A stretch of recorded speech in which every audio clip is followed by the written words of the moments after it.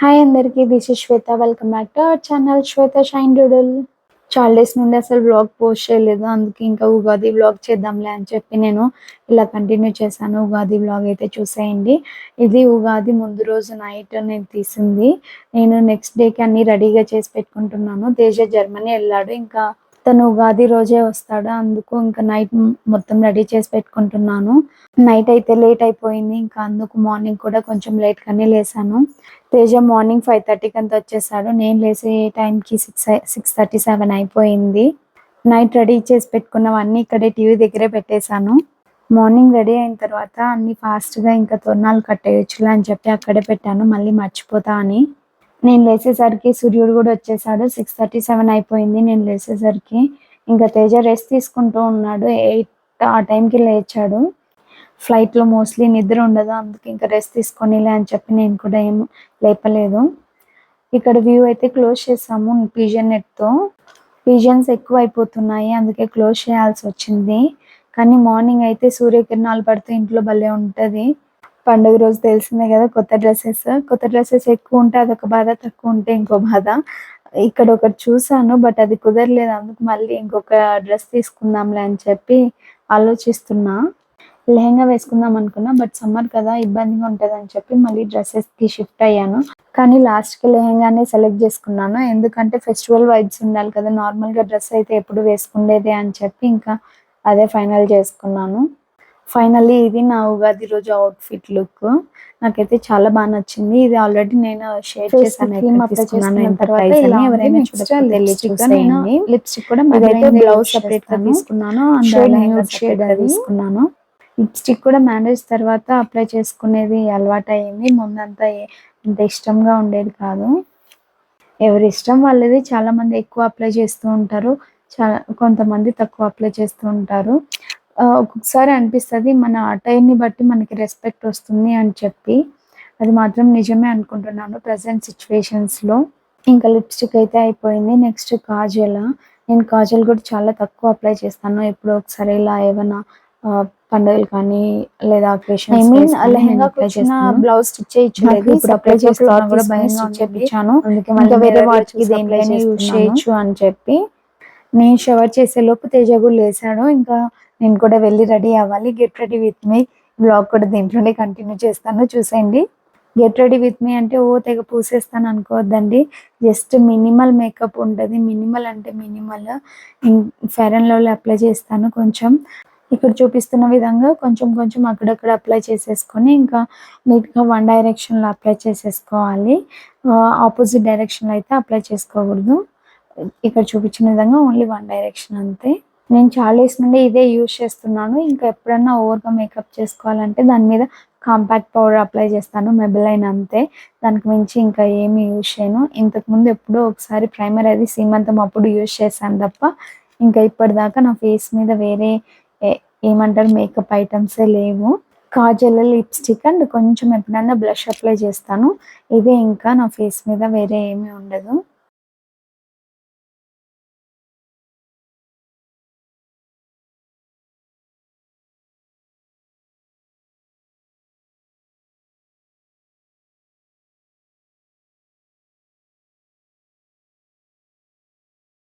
ఎప్పుడో ఒకసారి కాజల్ పెడితే ఇలా కళ్ళకి నీళ్ళు వస్తాయి నాకైతే.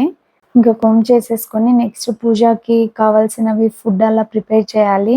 ఈ రోజే మేము మళ్ళీ అమ్మ వాళ్ళ ఇంటికి వెళ్ళాలి ఆఫ్టర్నూన్ అలా.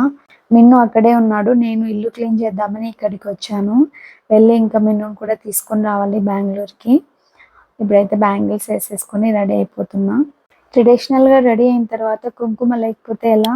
కుంకుమే మన ఫేస్కి అందాన్ని ఇచ్చేది. కుంకుమ ఈజ్ మ్యాండేటరీ. నేనైతే అదేదో ఫేస్ అంతా బోసిపోయినట్లు ఉంటుంది. మనం ఎంత రెడీ అయ్యి ఎంత మేకప్ వేసుకొని లిప్స్టిక్ వేసుకున్నా కూడా ఆ కుంకుమ పెడితేనే ఫేస్కి అందం వస్తుంది.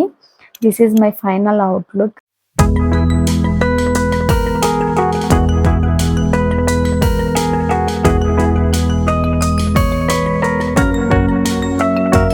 నైట్ క్లీన్ చేసి కౌంటర్ టాప్, కిచెన్ అంతా నీట్గా పెట్టుకున్నాను. ఎందుకంటే ఎర్లీ మార్నింగ్ ఇంకా హడావిడిగా స్టార్ట్ అయిపోతుందని. ఇప్పుడు స్టార్ట్ అవుతుంది నా వంట ప్రోగ్రామ్ అంతా. అన్నీ ఒకటేసారి పెట్టేస్తాను గబగబా, ఒకదాని తర్వాత ఒకటి.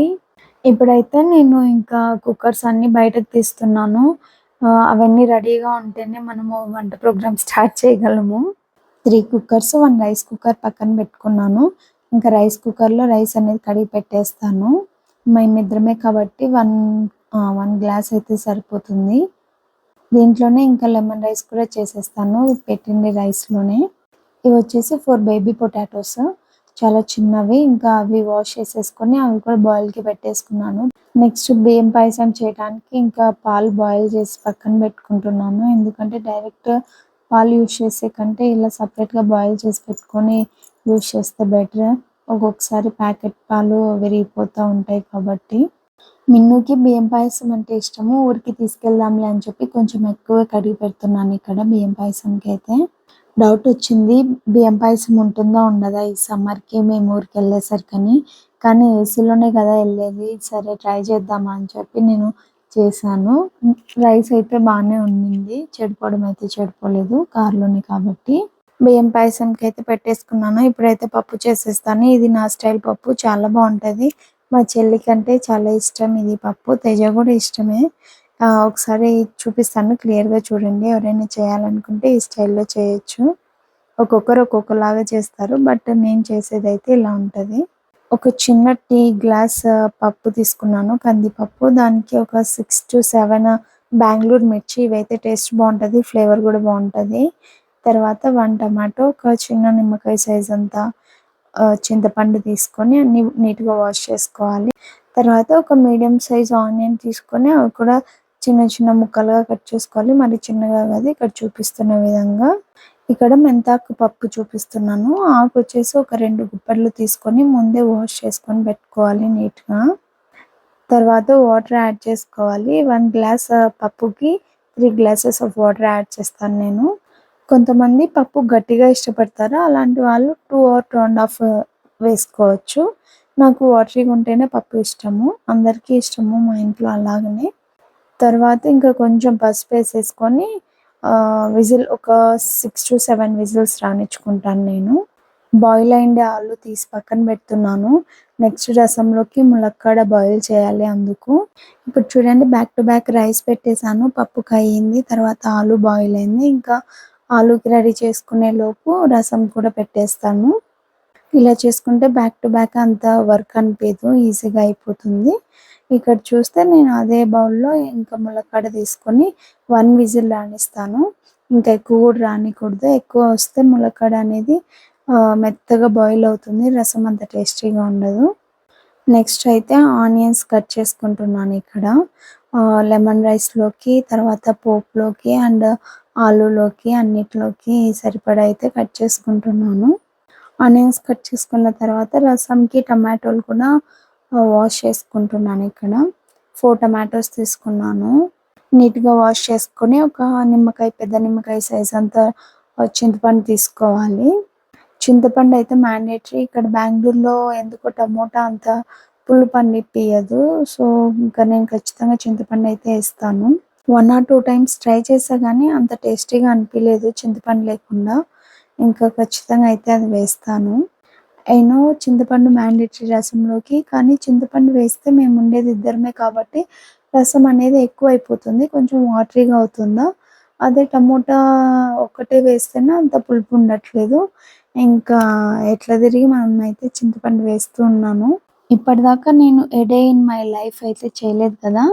ఫస్ట్ టైము ఉగాది డే రోజు అదే తెలుగు న్యూ ఇయర్ రోజు ఏ డే ఇన్ మై లైఫ్ చేస్తున్నాను. ఒకవేళ కనుక ఈ వీడియో నచ్చితే ప్లీజ్ డూ లైక్. నేనిక్కడ ఎందుకు వంట కూడా చూపిస్తున్నాను అంటే చాలా మందికి ఎలా చేసుకోవాలి బ్యాక్ టు బ్యాక్ అనేది ఐడియా ఉండదు. వంట అంటే చాలా పెద్ద పని అని కూడా అనుకుంటూ ఉంటారు. సో, ఎవరికైనా యూజ్‌ఫుల్ అవుతుందని చెప్పి నా ఫ్రెండ్సే ఉన్నారు చాలామంది. వంటలు అంత పెద్దగా ఇంట్రెస్ట్ చూపించని వాళ్ళు. ఎందుకంటే అదొక బర్డెన్ లాగా ఫీల్ అయ్యే వాళ్ళున్నారు. సరే ఇక్కడైతే రసంలోకి చింతపిచ్చ వచ్చింది. అది తీయడానికి ఎంత కుస్తీలు పడుతున్నానో చూడండి. ఫైనల్ అయితే వచ్చేసింది. ఇంకా కొన్ని వాటర్ ఏసేసుకొని టమోటా మునిగేంత వరకు వాటర్ ఏసేసుకొని బాయిల్ చేయాలి. ఒక 10 మినిట్స్ అట్లా 7-10 మినిట్స్. టైం కూడా ఎందుకు మెన్షన్ చేస్తున్నానంటే కొంతమందికి ఐడియా ఉండదు కాబట్టి. హ్మ్. ఐడియా ఉన్న వాళ్ళకి ఏమవుతదంటే చూస్తూనే కనిపెట్టేస్తాం మనం టమోటా బాయిల్ అయిందా లేదా అని చెప్పి. టొమాటో, చింతపండు బాయిల్ అవుతున్నప్పుడు కొంచెం పసుపు వేసుకోవాలి. ఇక్కడ గడపకి పసుపు రాస్తున్నాను. నైటే రాద్దాం అనుకున్నా. బట్ ఇంకా మార్నింగ్ లేసి షవర్ చేసి ఫ్రెష్‌గా అప్లై చేద్దాంలే అని చెప్పి నేను ఇంకా వదిలేసాను నైట్. గడపకి పసుపు రాస్తే ఆ ఇంటికి లుక్కే చేంజ్ అవుతుంది కదా! తర్వాత ఇక్కడ పసుపు, కుంకుమ అయితే పెడుతున్నాను. ఇప్పుడైతే తోరణాలు కట్టేస్తున్నాను. యాక్చువల్లీ నాకు తోరణం కట్టడం అంటే చాలా ఇష్టం. తేజ ఉన్నా కూడా నేనే కట్టాలని ఇష్టపడతాను. ఇంకా సైడ్స్‌కొచ్చేసి పూలనేది అలంకరిస్తున్నాము. ఆహ్, పెద్ద పండుగలు ఉన్నప్పుడైతే ఖచ్చితంగా ఇవి ఫ్లవర్స్ అయితే తెస్తాము ఇలా సైడ్స్‌కి డెకరేట్ చేయటానికి. ఇక్కడైతే తెగ కుస్తీలు పడుతున్నాను ఎలా డెకరేట్ చేయాలని చెప్పి. ఫైనల్‌గా అటు సైడ్, ఇటు సైడ్ హ్యాంగ్ చేశాను. మామూలుగా అయితే పైన ఒకటే అలంకరిద్దాం అనుకున్నాను. బట్ పూలనేది సరిపోవట్లేదు. అందులోనూ తేజ సైడ్స్‌కి ఒకటి పెట్టు, పైన పెడితే ఆ తోరణం కనిపించదు అని చెప్పాడు. ఇంకా సర్లే అని చెప్పి ఇలా సైడ్స్‌కి పెట్టాను. లుక్ అయితే చాలా బాగుంది. గడప ఫైనల్ లుక్ అయితే ఇలా ఉంది చూసేయండి. ఎంతమందికి ఇలా డెకరేట్ చేయడం అంటే ఇష్టం? నాకైతే చాలా ఇష్టము. ఏమంటే ఓపిక ఉండాలి.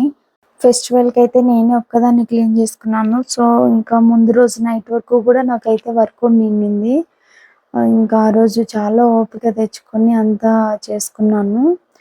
తోరణం కట్టిన తర్వాత ఇంకా ముగ్గేస్తున్నాను. ఎందుకంటే ఇంకా అప్పుడు చెడిపోతుందేమో అని చెప్పి ఇప్పుడేస్తున్నాను.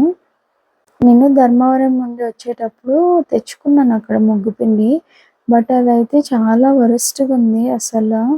ముగ్గు పిండి వదలటానికి రాలేదు. అందుకే ఇంకా కలర్స్‌తో జస్ట్ చిన్నగా వేశాను. ఒక మామిడి పిందెలేసి తర్వాత ఇలా బార్డర్ ఇచ్చుకున్నాను. నా ముగ్గునైతే జడ్జ్ చేయొద్దండి. ఎందుకంటే నాకు ఎక్కువ వేయటం రాదు. అండ్ ముగ్గు పిండి కూడా లేదు కాబట్టి ఎలాగోలా సింపుల్‌గా వేశాను. ఇంకా హ్యాపీ ఉగాది అనైతే రాస్తున్నాను ఇక్కడ. అదొక్కటి కొంచెం నీట్‌గా వచ్చింది. పర్లేదు. ఆల్ఫాబెట్స్ ఏసాను. స్మాల్ లెటర్స్ అయితే మళ్ళీ చెడిపోతుందేమో అంత మంచిగా రాదని చెప్పి భయంతో. ఫైనల్లీ హ్యాపీ ఉగాది అయితే రాసేసాను. తర్వాత ఉగాది కూడా హ్యాపీగా జరిగింది. మీ అందరూ కూడా మంచిగా సెలబ్రేట్ చేసుకున్నారని అనుకుంటున్నాను. ఇంకా ఔట్ సైడ్ లుక్ అయితే ఇలా ఉంది. తోరణము ప్లస్ ముగ్గు. జస్ట్ సింపుల్ డెకరేషన్ అంతే. ఇప్పుడొచ్చేద్దాం మన వంట ప్రోగ్రామ్‌కి. అన్ని కుక్కర్స్ విజిల్స్ అన్నీ వచ్చేసాయి. నెక్స్ట్ పోపు వేసే ప్రోగ్రామ్‌లన్నీ ఉన్నాయి. తర్వాత బియ్యం పాయసము, బెల్లం వేసి తర్వాత పాలెయ్యాలి. నార్మల్‌గా ఫస్ట్ పాలు వేసి తర్వాత బెల్లం వేసుకోండి. నేనిక్కడ హడావిడిలో బెల్లం వేసి తర్వాత పాలేసాను. ఎలాగో విరిగిపోలేదు. మనం మామూలుగా పాలల్లో బెల్లం వేస్తే విరిగిపోతుంది. తెలియని వాళ్ళకి చెప్తున్నాను. పక్కనే పాలైతే వేడి చేస్తున్నాను. రైస్‌లోకేసిన తర్వాత పాలు వేడి కావాలంటే కొంచెం టైం పడుతుంది అందుకు. పప్పు పోపేయటానికి ఇంకా రెడీ చేస్తున్నాను. నార్మల్‌గా అయితే మిర్చి పక్కన తీసి ఎనుపుతాను. అదే ఎనపడం అంటే స్మాష్ చేయడం. మేము ఎనపడం అంటాము. పోపుకి జీరా, వెల్లుల్లి దంచి వేస్తాను. ఒక్కొక్కసారి ఒక్కోలాగా. బట్ ఇలా వేస్తే ఫ్లేవర్ అనేది తెలుస్తుంది. రసంలోకైతే ఖచ్చితంగా ఇలా దంచి వేసుకోండి స్మాష్ చేసి. ఆ ఫ్లేవర్ అనేది చాలా బాగా తెలుస్తుంది. మీరు మధ్యలో ఈ రైస్‌ని కూడా కలదిప్పుకుంటూ ఉండాలి బియ్యం పాయసాన్ని. లేకపోతే అడుగంటేస్తుంది. రైస్ హాట్‌గా ఉన్నప్పుడే మీరు బెల్లం అనేది వేసుకోండి. అదే జాగరి అనేది వేసుకోండి. లేకపోతే రైస్‌లోకి అది కరగాలంటే చాలా టైం పడుతుంది. ఇక్కడ పప్పు పోపుకి పెట్టుకుంటున్నాను పోపేయటానికి. ఒక్కొక్కరు ఒక్కో స్టైల్‌లో పోపు వేస్తారు. నేనైతే జస్ట్ ఆయిల్‌లో మస్టర్డ్ సీడ్స్, ఆవాలు, తర్వాత దంచినవి వెల్లుల్లి, జీరా, తర్వాత ఆనియన్ ఏసేసి కరివేపాకేస్తాను. ఎండుమిర్చి అయితే వేయను. ఎందుకంటే మిన్ను తినడు కాబట్టి స్పైసీగా. అందుకు నేను వేయను. ఇప్పుడు పప్పయితే అయ్యింది. తర్వాత రసంకి పోపెట్టుకోవడానికి స్మాష్ చేస్తున్నానిక్కడ. మనము ఆల్రెడీ బాయిల్ చేసి పెట్టుకున్న ములక్కాడలు దాని వాటర్ కూడా వేస్ట్ చేయకోకుండా నేను దాంట్లోకే ఏస్తాను రసంలోకి. దాని ఫ్లేవర్ అనేది చాలా బావుంటది ములక్కాడ ఫ్లేవరు. మనం వాటర్ పడేస్తే న్యూట్రిషన్ అంతా ఎళ్ళిపోతుంది. సో, అలా చేయకుండా ఇలా చేయండి ఎవరైనా.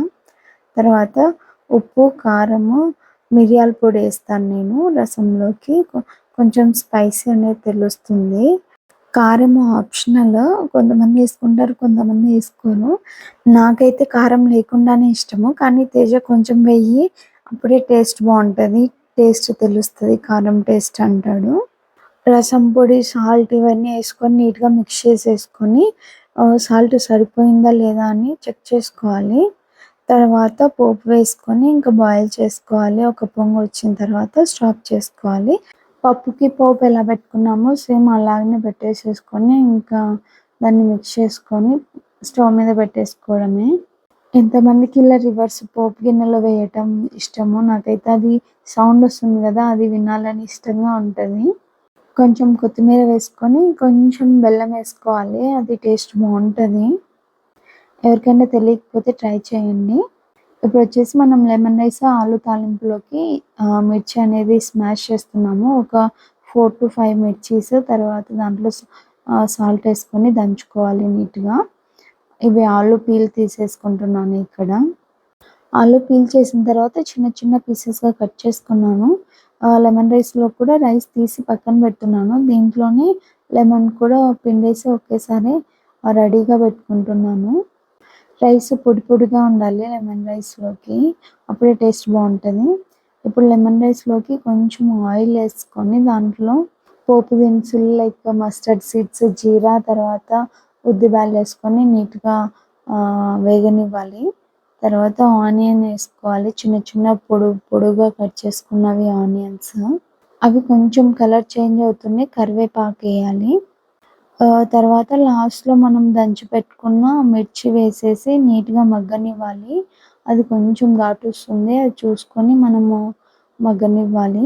హైలో పెట్టుకోకూడదు, హైలో పెట్టుకుంటే ఒకేసారి ఘాటు ఎక్కువైపోతుంది. తర్వాత పసుపు వేసేసుకొని ఇంకా లాస్ట్‌లో అంతా మిక్స్ చేసేసుకొని పోపు తీసి పక్కన పెట్టేసేయాలి. మనము ఎక్కువ మాడనివ్వకూడదు. ఆల్మోస్ట్ ఈ కలర్ వచ్చేస్తుంది, బ్రౌన్ కలర్. తర్వాత దించే ముందు కొత్తిమీర వేసేసుకొని నీట్‌గా మిక్స్ చేసుకొని అది కొంచెం మగ్గనివ్వాలి. కొంతమంది డైరెక్ట్‌గా యాడ్ చేస్తారు, కానీ మగ్గితేనే అది ఫ్లేవర్ తెలుస్తుంది. తర్వాత దీంట్లో కొంచెం వేసేసుకొని నీట్‌గా మిక్స్ చేసుకోవాలి. ఆలులో కొంచెం, రైస్‌లో కొంచెము. ఒకవేళ మీకు ఆలులోకి అంత ఎక్కువ కావాల్సిన అవసరం లేదంటే ఎక్కువ లెమన్ రైస్‌లోకి యాడ్ చేసుకోవచ్చు.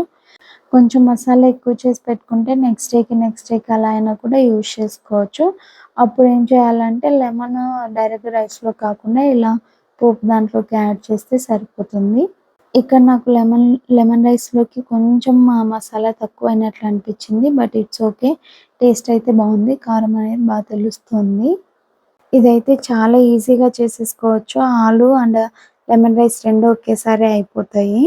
ఆలూలోకి కొంచెం మసాలా ఎక్కువే తీసుకున్నాను, ఎందుకంటే రైస్‌లో కూడా కావాలి కాబట్టి. లెమన్ రైస్‌లోకి మనం ఆలు ఎలాగో మిక్స్ చేసుకుంటాం కాబట్టి నేను అంత లెమన్ రైస్‌లోకి వేయలేదు. ఇంకా అన్నీ రెడీ అయిపోయినాయి కాబట్టి వంటలు పూజకి స్టార్ట్ చేశాను. ఇంకా మేము సింగిల్ అరిటాకు తీసుకొని దాంట్లో చేసిన ఐటెమ్స్ అన్నీ పెట్టేసాను ఇక్కడ. నార్మల్‌గా అయితే సింగిల్ దాంట్లో పెట్టకూడదు అంటారు. బట్ ఇట్స్ ఓకే, మనమే కదా తినేది ఫైనల్‌గా అయితే అని చెప్పి నేను సింగిల్ దాంట్లోనే పెట్టేస్తాను.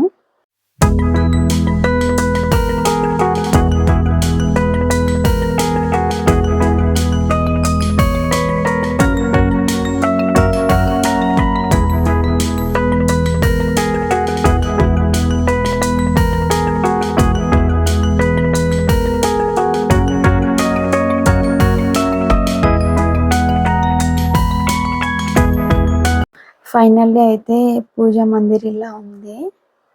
ఇంకా టెంకాయ అయితే కొట్టలేదు, ఇప్పుడు టెంకాయ కొట్టాలి. నేను తేజాని పిలుస్తున్నాను, రా ఇంకా ఫోన్ పక్కన పెట్టేసి అని చెప్పి. పూజ అయితే మంచిగా చేసేసుకున్నాము ఇద్దరము. ఇంకా ఫైనల్‌గా ఊరికి స్టార్ట్ అవ్వాలి మేమైతే. ఊరికెళ్ళిన తర్వాత మిన్ను ఎలా రిసీవ్ చేసుకున్నాడు వాళ్ళ నాన్నని 3 వీక్స్ తర్వాత అనేది నెక్స్ట్ వ్లాగ్‌లో అయితే కంటిన్యూ చేస్తాను. చాలా డేస్ తర్వాత కాబట్టి నేను, తేజ ఇంకా లాంగ్ డ్రైవ్ లాగా ఫీల్ అయిపోయి మాట్లాడుకుంటూ ఊరికెళ్ళాము. మీరు ఇంత దూరం చూసారంటేనా నా వ్లాగ్ ఎక్కడో ఒక చోట మీకు నచ్చే ఉంటది. ఒకవేళ నచ్చితే please do like, share and subscribe. Like చేసి సబ్స్క్రైబ్ చేయడం మాత్రం మర్చిపోకండి. Thank you for watching. Bye.